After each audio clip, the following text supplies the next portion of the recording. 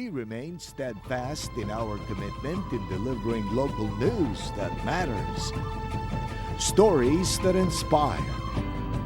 Enriching the lives of Filipinos in the Philippines and across the globe. This is your GMA Regional TV. Kapuso ng bawat Pilipino.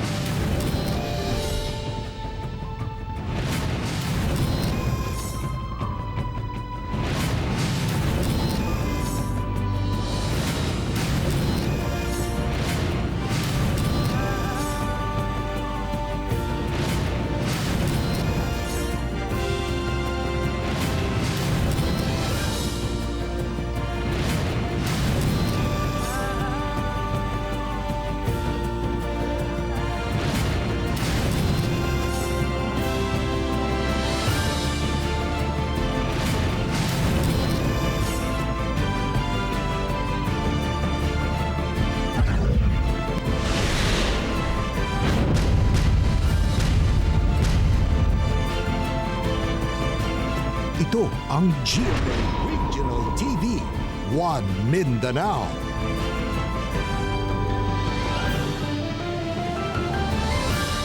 May hapon Mindanao, kini ang GMA Regional TV 1 Mindanao. Hatod na mo ang pinakadagko ug pinakulahing balita sa Mindanao. Ako si Tek Ocampo. Sara Hilomen Velasco. John D. Esteban, live gikan dinhi sa GMA Davao Complex.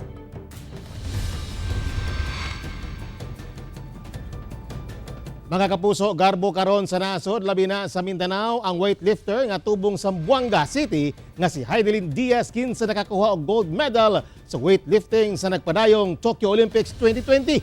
Ani ang report. Taliwala sa COVID-19 pandemic sa miaging tuig, wala nawad-an og paglaom ang weightlifter nga si Heidelin Diaz kinsa apil sa national team. Nakahinabi pa kini sa At Home with GMA Regional TV samtang anaa siya sa Kuala Lumpur, Malaysia alang sa iyang training sa 2020 Tokyo Olympics. Bisa na sa pandemya, wala kini nawadan og paglaom nga madayon ang Olympics ug naningkamot nga makuha niya ang gold alang sa nasod. Siyempre yung sakripisyo dyan as an athlete, I have to set aside lahat ng mga schools, then kailangan ko din mag-training everyday. So, alam niyo naman, pag magbuhat ka everyday, talagang minsan, mentally, emotionally, medyo nakaka-drain na talaga. So, ang daming sakripisyo, malayo sa pamilya. Sumala pa ni Heidelin nga sa una, wala gid siya hilig sa weightlifting. Na-curious lamang kuno siya sa iyang mga igagaw nga nahilig sa maong sports. Pumasok ako, tapos na-feel ko na, oops, bilong ako dito. So, ayun, hanggang napamahal ako. Then may mga opportunity na ibinigay sa akin, scholarship, naging national team ako, nai-represent ako yung Pilipinas. Till hanggang sa na-realize ko na ang weightlifting ang nagpapa-define sa akin. Gani niadtong bulan sa Abril sa maging tuig, nag-fundraising drive usab kini aron makatabang sa mga taong apektado sa pandemya sa pipila ka lugar sa nasod.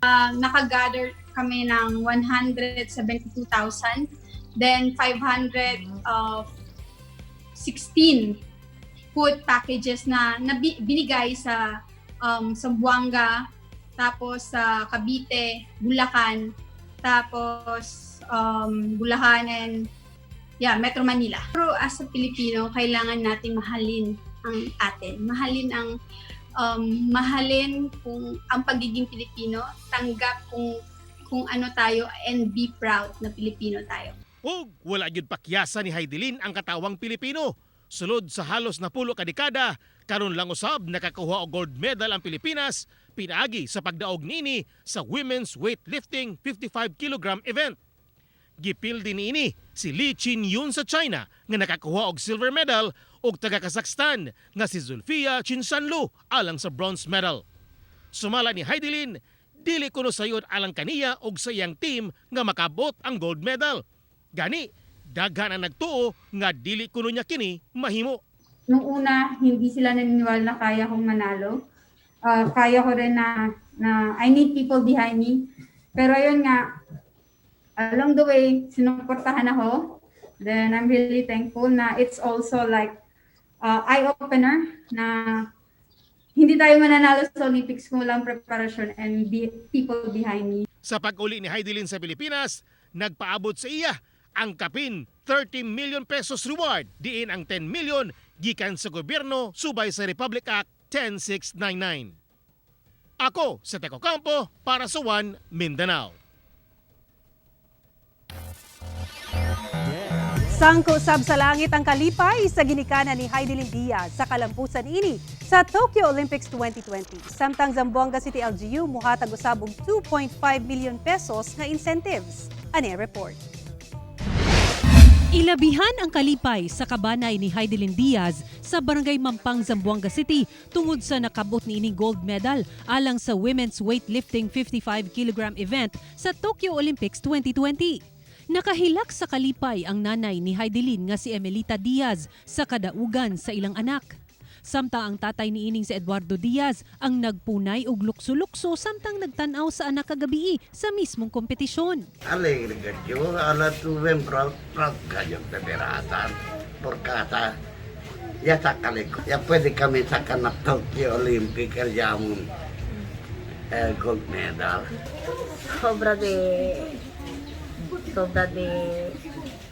sobra kasi alegría ka din niyo, kaya ganale.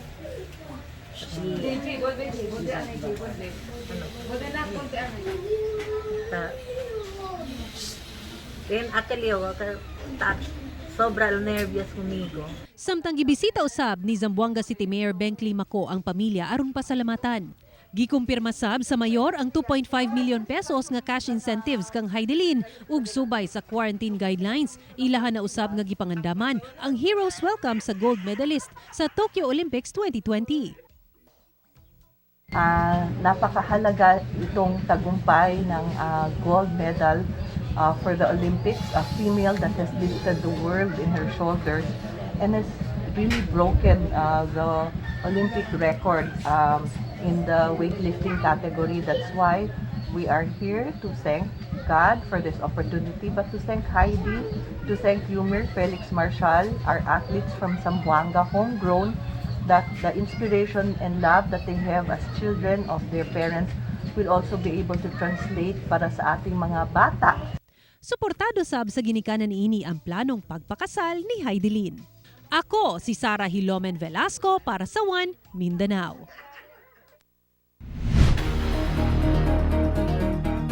Gibutyag sa DOH Region 11 nga dakong tabang nga fully vaccinated ang mga nataptan og COVID-19 Delta variant sa Davao Region kay asymptomatic o mild case lang ang ilahang nasinatian. Ani report ni Sheila Vergara Rubio. Sanggit mga frontliner ang duha nga nataptan og COVID-19 Delta variant sa Davao Region. Nakapabakuna na sila og full dose sa COVID-19 vaccine.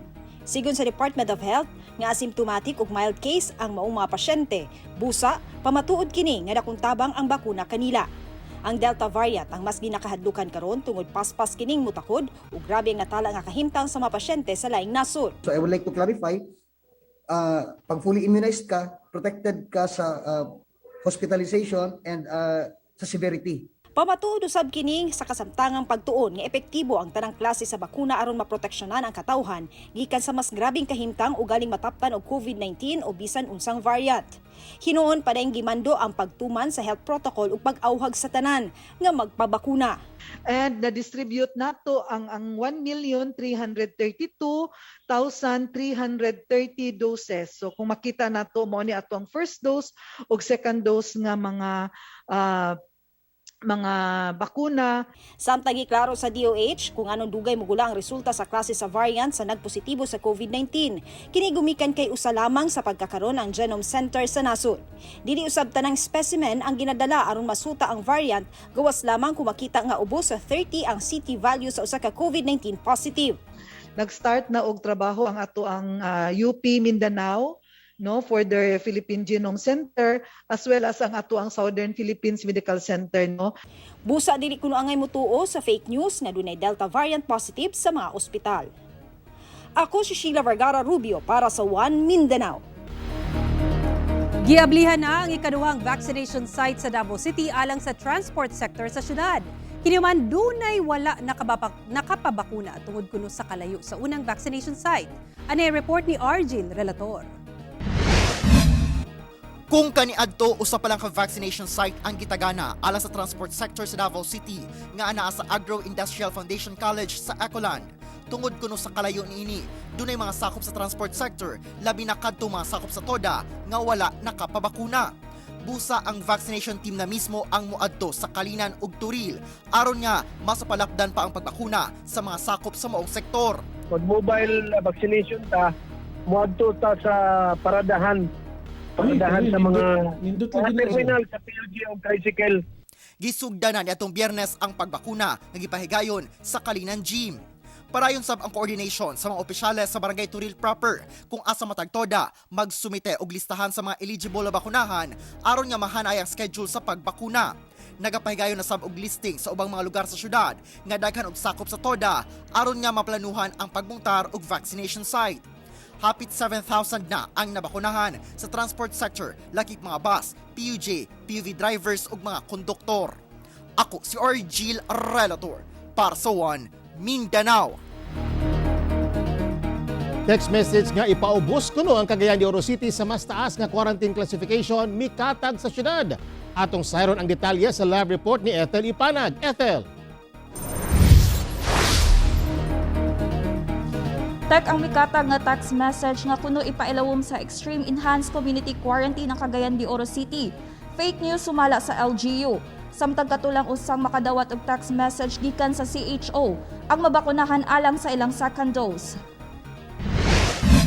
Mikatag sa Cagayan de Oro City ang mga text message nga kuno ipaubos sa Extreme Enhanced Community Quarantine ang syudad karong Agosto ning tuiga. Gipasabot sa LGU nga dili dayon motuo sa madawat nga text message labot sa quarantine classification sa syudad tungod bugtong ang National IATF lang ang otorisadong mag-anunsyo niini.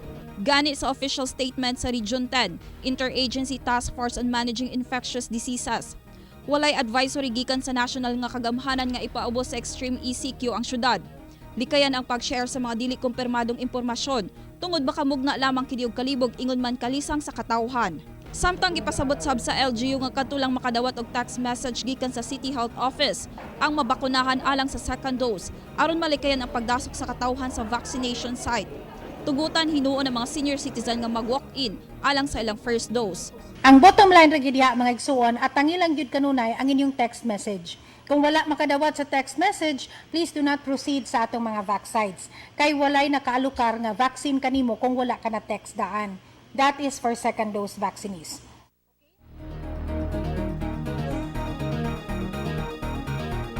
Tek nagpahinumdom ang Cagayan de Oro City LGU nga dili dayon motuo sa mga impormasyong madawat sa text o social media. O kinahanglan i-verify una kini sa mga hingtungdang ahensya una ipasa aron malikayan ang kalibog ug panik sa katawhan. Samtang subling gipasabot sa LGU nga ang mabakunahan mao lamang ang nakadawat og kumpirmasyon pinaagi sa text message gikan sa CHO. Tek. Daghang salamat Ethel Ipanag.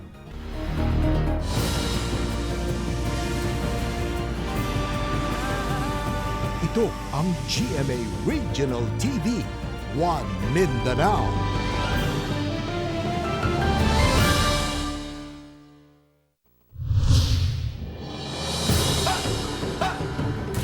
Miabot sa Siam Kabanay ang apektado sa sunog sa Carmen sa Cagayan de Oro City. Dugang detalye sa report ni Ethel Ipanag.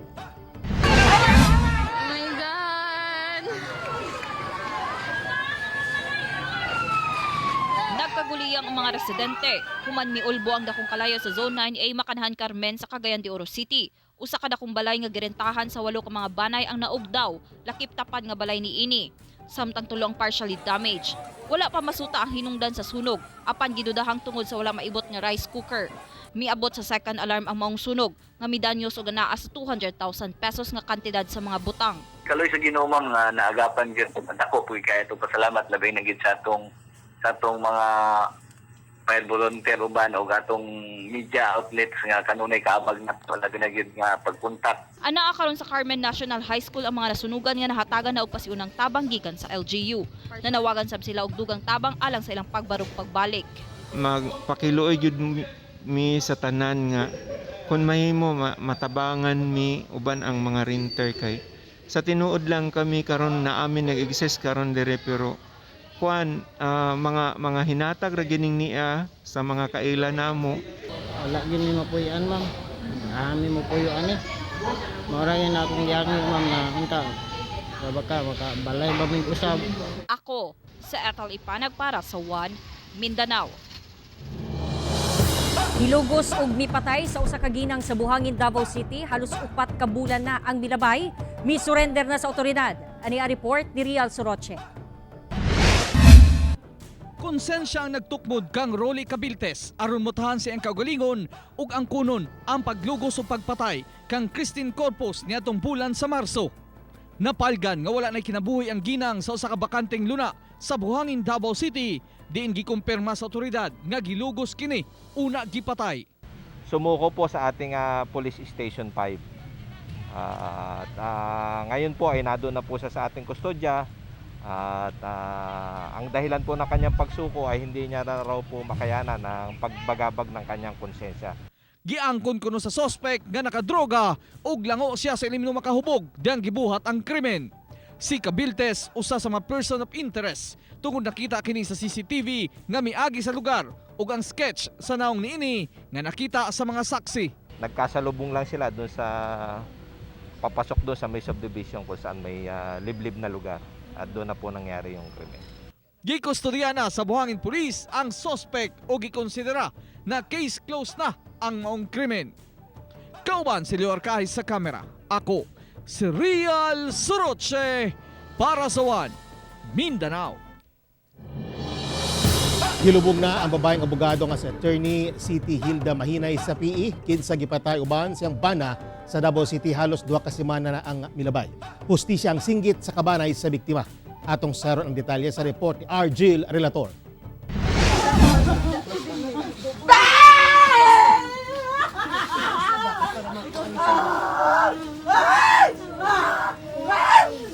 Grabing emosyon sa mga kabanay ug mga higalang nihatod sa gipatayng abogado nga si Attorney City Hilda Mahinay sa PE sa iyang ulahin kapahulayan niadtong Sabado sa usa ka pribadong sementeryo sa Davao City. Suot nila ang puting t-shirt nga dunay nakasulat nga Justice. Kini alang sa magtiayong gipamusil patay gawa sa law office sa usa ka subdivision sa Davao City niadtong July 14. May ako na lang kay mo ingon nga, Mami, abla ka nang dili ninyo na undangon, marag delikado, manjud kaayo, das ana sa lang anak, ang importante makatabang jud taglaing tao. Kabalo ko ang Ginoo makahatag ana sa ina. Walay lain makahatag og hustisya sa akong ginikanan, kundi ang Ginoo lang jud. Dili madawat sa kabanay nga gipatay ang magtiayon bisan sa ilang pagpanalipod sa mga nanginahanglan. Usa ka balik Islam si Attorney sa PE og nadesisyonan sa kabanay nga sundon at tinuuhan sa mga Kristiyano sa haya ug lubong niini. Gikulob ang lungon niini sa paglubong uban sa pagtuong makonsensya og mosurrender na ang suspect. Una na gilubong ang banang si Timmy sa PE subay sa tinuuhang Islam. Naninguha ang mga kabanay nga bisan gilubong na ang magtiayon dili sab malubong ang ilang ginapangayong hustisya. Nagparayo ng investigasyon sa Davao City Police Office kalabot sa pagmamusil patay sa duha. Ako si Argil Relator para sa One Mindanao.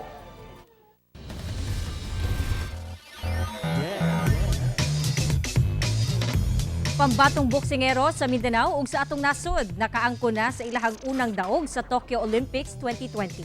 Ari report ni Cyril Chavez. Gisurpresa sa kagay-anong si Carlo Paalam sa iyang paspas nga mga kinumo ang iyang kaatbang nga si two-time Olympian Irish national Brendan Irvine ato silang paragsangka sa men's flyweight division round of 32. Sa 4-1 split decision, pasok na si Paalam sa round of 16.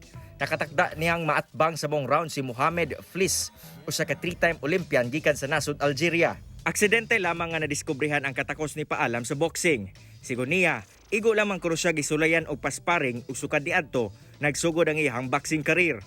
Sa pagkikinabi kaniya sa At Home with GMA Regional TV sa milabayng tuig, iyang gisaysay nga grabe gayod ang training nga ginaagian. Pag national team na ka, kailangan mo gina-balance mo yung kagalingon about sa mong timbang, diet, sa pagkuha, sa dado nga training, sa disiplinaon mo yung kagalingon, before mo makamukha mo yung gusto maabot. Dako gayon ang kalipay ni Mayor Oscar Moreno, labi pa nga produkto si Paalam sa iyang amateur boxing development program sa syudad. Pero he did very well. Congratulations, Carlo. We're very proud of you. Sunod na siya sa round of 16. Taas yung kontra, Sel. Taas yung kontra. Kondisyon siya kayo. Wapo kayong pakita first round. Samtang napildisab sa tubong Santa Cruz, Davao del Sur nga si Nesty Petesio ang world number 1 nga si Lin Yuting sa Chinese Taipei sa round of 16 sa women's featherweight division. Sa split decision nga 3-2, siya ang mulaban sa Summer Games ug atobangon ang mananaog sa Bulgaria nga si Stanimira Petrova ug si Yeni Aria sa Colombia. Una pa man miabot si Petesio sa Olympics, iyang gipasidunggan ang iyang amahan nga mo'y usa sa iyang inspirasyon sa boxing. Papa Jun ako nag-start sa Yadjo ko. Siya Jun among trainer, siya Jun among first coach. So kami tanang pamilya po, hilig Jun sa train Jun sa boxing. Ako, si Cyril Chavez para sa One Mindanao.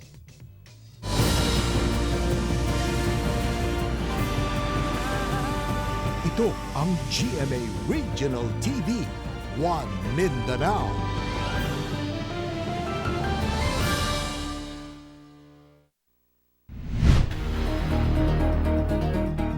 Misaka ang COVID-19 active cases sa Pilipinas karong adlaw samtang miubos ang sa Mindanao. Anana sa 56,477 ang aktibong kaso sa nasud karong adlaw. Kiniuman misaka sa kapin 1,478,000 ang nakarecover ug 27,318 ang namatay. Miabot na sa 1,562,420 ang total COVID-19 cases sa Pilipinas. Sa Mindanao, miubos ngadto sa 15,534 ang active cases sa isla kagahapon. Samtang misaka sa 155,612 ang naayuna ug 5,950 ang namatay. Anana sa 177,096 ang tanang kaso sa COVID-19 sa Mindanao.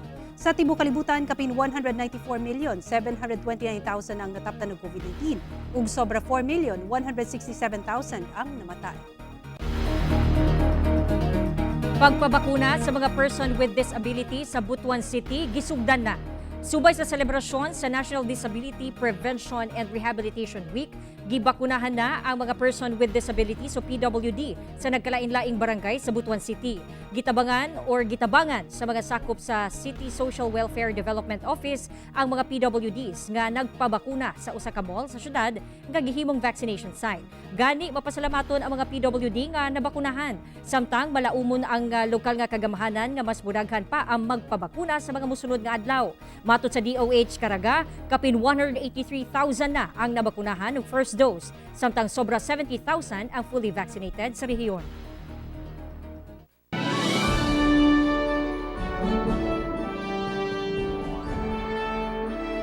Mga Mindanaoan, nakatutok kagahapon sa katapusang State of the Nation address ni Pangulong Rodrigo Duterte. Unsa sab kaha ang masulti sa katawhan? Anay report. Gitutukan sa mga Sambuangenyo ang ulahing sona ni Presidente Rodrigo Duterte. Gawas sa TV, dunay mga mitanaw sa live streaming sa social media ug ang uban naminaw sa radyo. Sa province namin, parang dati-dati marami nung nagdo-drugs. Pero mula nung nag-president siya, parang nawala lahat. Sa akin, okay naman yung niya. Pasado naman siya. Sa dami-dami niya nagawa laban sa krimen, tapos sa mga laban sa droga. Marami na siyang nagawa sa ating bansa. Samtang sa Arakan, Cotabato, gawas nga gilibot sa mga miyembro sa Sangguniang Kabataan ang 28 ka mga barangay sa lungsod, nagpahigayon usab sila og programa sa public market isip pagpasalamat labi na sa pagsumpo sa insurensiya pinaagi sa programa nga Ending Local Communist Armed Conflict o ELCAC. Sa talumpati ni Pangulong Duterte, iyang gipasabot sa mga Davaoenyo nga giuna niini ang pagpatuman sa mga dagkong proyekto sa kauluhan ug ubang parte sa nasod aron dili siya masawayan nga unahon niya ang iyang lugar kung asa siya nagpuyo. Sinadya ko talaga na ipanghuli ang Davao. Kaya for the Davaoenos, you must understand that we cannot really unahin natin yung, kasi taga dyan ako eh. Kung hindi ako sigurado taga Davao, tapos na yan, pareho ng iba. Kaya lang sinabi ko, make Davao the last priority. O syempre, daghan ang kabaguhan. Labi na katong siya ang nilingkod sa pagka-presidente sa Pilipinas. Pwede siya ibalik siguro. Maayo man siya madalag. Sana Mangalad. Okay. Wala kayo nakita nga kuan. Wala. Maayo niya pagdala sa panggobyerno. Gikalipay usab sa kapulisan ang saad sa Pangulo nga tagaan sila og libreng legal assistance sa mga kasong atubangon resulta silang pagpanerbisyo. Pagbagong benepisyo, nakakadagdag po ng moral po yan sa ating mga kapulisan. Alang sa mga kagayanong sila Angel Suarez, napahimuslan kuno niya ang libreng pagpatambal sa ospital. Samtang si Gian nalipay sa paghisgot sa Pangulo labot sa pag-atubang sa problema sa COVID-19. It's really good. Wala jud mi nagasto bisag 1 centavo because we avail of the Malasakit Center. Especially mentioning na he will restore jobs despite of the rising cases and ang pag-abot ng Delta variant. Ako si Teco Campo para sa One Mindanao. Mga kapuso, way puas ang among pagatunog balita. Bisitahin www.gmaregionaltv.com. Mag-subscribe sa official YouTube channel sa GMA Regional TV. Busa mga kapuso, ayaw paulahi sa mga dagkong balita sa nagkadaiyang rehiyon sa nasod. Subscribe na. Ug mao kadto ang mga ulahing balita sa Mindanao karong adlaw. Ako si John D. Esteban. Dagang salamat sa inyong kanunay nga pag-uban ka namo matag adlaw. Ako si Sara Hilomen Velasco. Tungod mga balita sa atong palibot, importante alang kanamo. Ini ang GMA Regional TV 1 Mindanao. Teco Campo, buong puso para sa Pilipino.